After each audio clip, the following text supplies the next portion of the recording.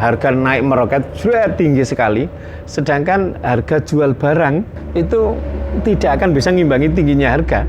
Pikiran saya, karena sudah punya karyawan hampir 9 saya itu sudah punya kan. Kalau nggak negara pun buyar ya. Oke, bismillahirrahmanirrahim.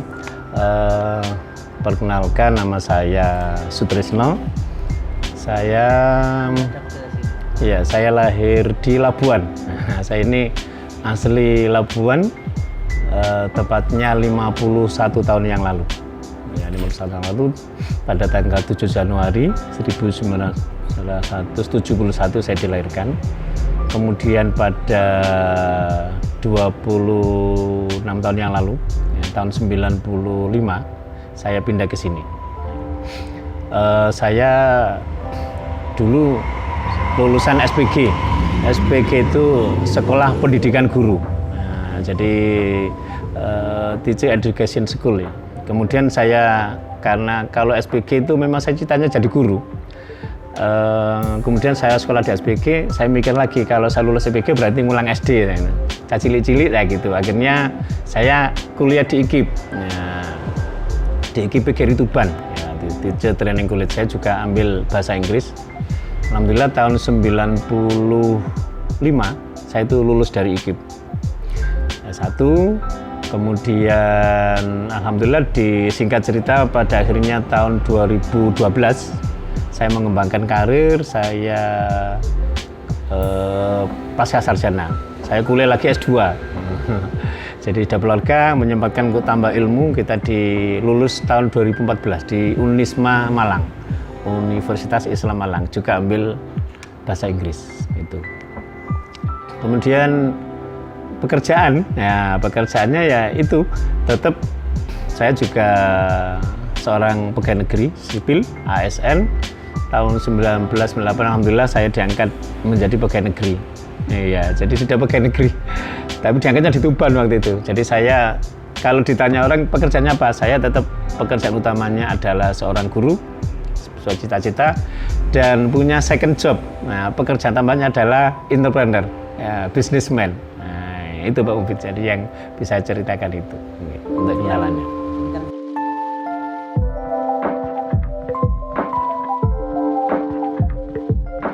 Jadi awal mulanya gini, saya ini dulu itu tahun 1993 saya itu sudah ngajar karena punya ijazah SPG. Dilamar saya itu, saat itu pas di Tuban dilamar oleh pengurus, saya sudah ngajar. Tahun 93 itu belum wisuda, saya itu sudah ngajar jadi guru karena sudah punya ijazah guru tadi, tapi sambil kuliah. Kemudian tahun 95 itu kan nikah, terus hijrah di Sedayu sini. Kebetulan istri saya itu juga ngajar dan dia itu punya sertifikat pernah kursus di Melimbing waktu itu. Jadi dia punya skill yaitu iso jahit. Nah, itu istri saya itu yang akhirnya rundingan. Iya ya, ayo kita ngulang tuh kan ya segini banyak waktu luang. Mengulang kan duhur seleren kan dulu kan gitu, nggak ada full day school ya. Pagi duhur sudah selesai. Akhirnya ayo apa usahanya? Akhirnya coba kita buka konveksi. Nah, konveksi akhirnya setuju, deal. Akhirnya pertama-tama yang kita garap seragam olahraga milik sekolahan sendiri. Nah, saya kan ngajar madrasah, ada sanawiyah juga di kampung Labuan sana waktu itu. Nah, akhirnya yaitu awal mulanya akhirnya kita belanja sendiri. Kemudian dipotong-potong sendiri, dijahit-jahit sendiri, ngaroni, iya sendiri sama istri. Nyablon juga gak bisa sablon, akhirnya kita join dengan teman. Nah, itu awalnya. Kemudian seiring dengan perkembangan itu Mas Mufid. Jadi ya akhirnya mulai dari karyawan itu mulai ada tambah satu depan rumah itu, depannya rumah saya itu di Mbak Zida. Nah, itu jadi punya karyawan satu. Tapi saya nikah itu kan saya asli Labuan. Istri saya memang kelahiran sini, tapi emak itu kan dapat suami Grul, Lamongan, Turi. Jadi orang tua itu di sana mertua. Nah, istri saya ikut mbah di Sedayu ini. Nah, waktu itu kan namanya punya usaha, wis mulai kain potong-potongan kain kan berserakan, gak enak. Apa meneh sablon kadang-kadang itu mulai belajar nyablon itu kan ya kotor kabeh. Akhirnya mikir, gak enak sih, dia bikin kerusuhan di sini tuh. Akhirnya oleh Mbak itu kita diberi tempat di belakang rumah kecil ukuran 5 meter itu. Yang depan miliknya orang, yang belakang ada bekasnya gudang, tapi masih bagus, ada kamarnya, kita pakai situ. Akhirnya lepas tapi berdampingan. Kita dikasih rumah, ya gitu. Akhirnya kita punya karyawan tambah 1.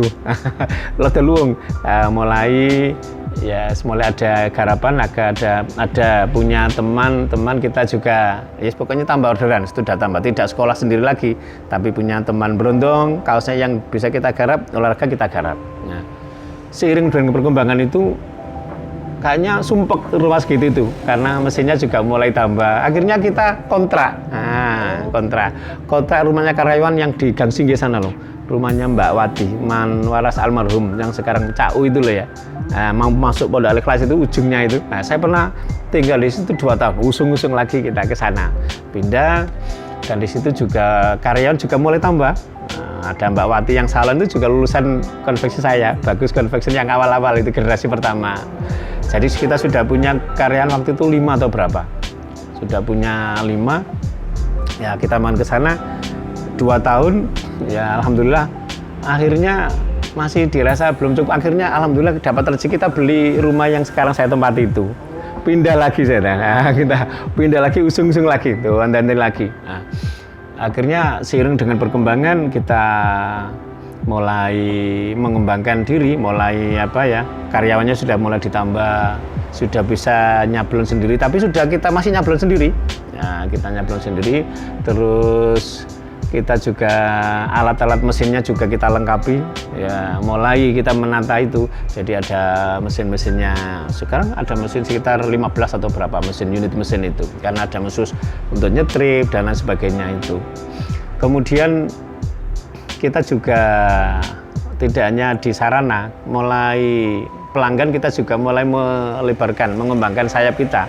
Jadi kita tidak hanya lokal saja, kita juga antar kabupaten, ada yang Tuban sampai sana negeri. Kemudian tidak hanya sekolah saja, kita itu juga ke instansi yang lain, kayak pabrik Sampurna, ya pabrik 88 itu sampai sekarang kaosnya kita yang bikin. Sampurna itu tiap tahun 2000 kaosnya itu saya yang bikin. Iya, selalu ganti-ganti, pernah warna ini ya itu. Masuknya ke Sampurna itu bagaimana? Nah itu masuknya kayak industri besar itu kan kita butuh lobbying, sehingga kita bagi manajemen. Saya job deskripsi saya bagi dengan istri saya. Memang istri saya alhamdulillah mindset bisnisnya tinggi juga. Kalau saya sendirian jelas nggak ngatasi, Mas. Gimana wong sekesuk wis sekolahan, terus tekone awan-awan kapan itulah. Jadi kita bagi dengan istri manajemennya. Istri itu bagian processing, manajer processing. Saya beri pangkat manajer proses, nunggoi. Ngulangi salam ya kan cuma 2 hari. Sisanya di rumah. Ya kayak gitu tadi kan yang ngawak istri saya. Saya itu nggak pernah tahu gimana prosesnya, ukuran saya gimana, terus pokoknya udah jadi model gini. Bagian saya adalah bagian saya itu mulai lobbying tadi, bagaimana melobi perusahaan-perusahaan, marketingnya itu saya, sama nyablon, awalnya masih saya, mendesain, nyeting itu saya, kemudian mulai ya sampai finishing itu, ya itu dibagi tugas itu, kalau nggak gitu nggak bisa. Nah, kayak Sampurna itu kan kita lobby saja, harus pandai-pandai melobi. Nah itulah mungkin barokahnya jadi guru juga, ketemu kenalan. Kebetulan ini ketua Sampurna itu juga teman kuliah juga. Dulu kakak kelas SPG juga Pak Kak Solasa. Dulu kita juga kenal Pak Darwoto, baik ya kita ngelobi. Ya pokoknya itu. Soalnya kayak perusahaan itu bersaingnya luar biasa ketat, dan ketat juga dalam hasil itu. Luar biasa.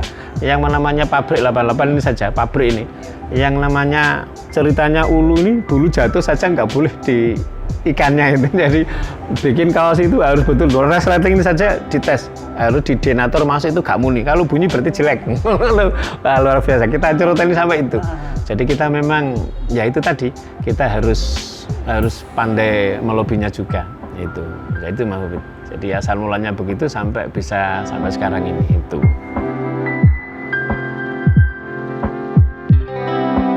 Jadi kalau menurut pengalaman saya, kita itu melobi masuk ke sebuah instansi lembaga, itu pernah saya coba mulai nol putul masuk sama dengan kulon wun kayak jenengan gitu. Itu hasilnya kayaknya hasil analisa kecil banget. Jadi saya mau masuk ke rumahnya misalnya Bunis, maka jenengan cerdas harus melalui siapa ya saya masuk itu. Kalau sampai masuk tok medhong aneh, badhe nopo. Nah, tapi kalau masuk melalui orang yang kita kenal, enak. Nah, Pak ini ada teman mau gini, nah, baru kita ngepel. Misalnya di Sampurna misalnya, itu kalau prosedural itu kita harus mengajukan permohonan untuk nggarap juga dan disampaikan ke mungkin bagian logistik atau dari pemasaran sana kan ada masuk lewat tamu, mau apa Pak? Nah itu harus gitu teorinya. Sama, tapi saya nggak pernah kulon nuwun itu enggak. Saya harus ada green light dulu. Saya ada lobby yang lain. Jadi begitu tahu misalnya ketuanya Pak Dar, loh iya Pak Dar, saya harus kenal Pak Dar melalui titik-titik. Ya akhirnya saya cukup ke rumahnya Pak Dar, nggak pernah saya ke sana. Hanya ngirim saja sampai sekarang. Oh, ini ya. Poin penting itu. Iya, kalau kita datang ke pabrik, saya yakin kayak bal-balan. Oh iya Pak, tunggu saja. Oh, saya nggak mau. Iya. Titik terendah itu mungkin kita masih ingat zaman krismon ya, krisis moneter itu. 98. Ya antara itu ya atau krismon itu. Nah krismon itu kan nggak ada keseimbangan, harga naik meroket sudah tinggi sekali, sedangkan harga jual barang kaos misalnya, training, jaket itu tidak akan bisa ngimbangi tingginya harga.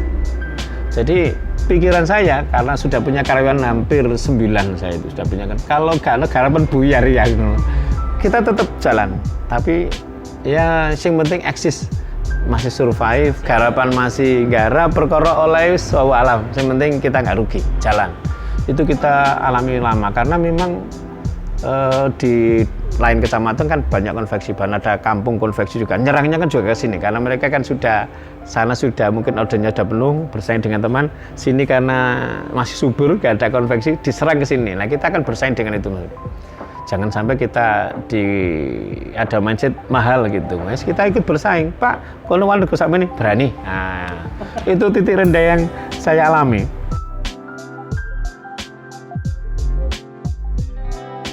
Jadi kalau saya, jadi kuncinya itu pertama kita harus istiqomah. Istiqomah dalam arti rutin. Kita rutin, jangan sampai kan ada orang itu sifatnya bosenan ya. Kok usaha ini kok gak jalannya ngalefeng ini. Saya enggak. Jadi mulai nol, saya betul-betul menyelami konveksi tidak jalan apanya, kurang jalan apanya. Saya teliti terus. Saya nggak bosan, saya orangnya memang nggak mudah bosan. Saya ikuti terus, oh memang harus gini, oh kurang gini. Jadi dari dulu saya itu sudah konveksi kan hampir 27 tahun. Ya ini, saya kembangkan. Iya, betul. Saya cari dan istiqomah. Kemudian kita jaga trust, kepercayaan. Yang saya sentuh dari pelanggan tidak hanya badinya saja, tapi saya begitu kenal pelanggan, hatinya tak pegang mbak aku. Piye carane begitu kenal sudah kayak saudara. Jadi tidak hanya berpikir sesaat, piye carane orang itu nyaman. Nah, isono gak mungkin langsung kan, karena kita bagus, kita pegang hatinya. Tidak hanya kita fleksibel lah. Yang penting pelanggan itu menurut saya saudara. Sing yuwangi sugih juga, itu juga tersirat ya. Jadi begitu dia pesan saya tak gandoi, supaya pesan. Jadi kalau orang punya bosan, bukan rezeki saya. Ya, oke. Ada lagi? Ya, saya kira cukup nggak Pak. Terima kasih. Mudah-mudahan bisa menginspirasi. Ya.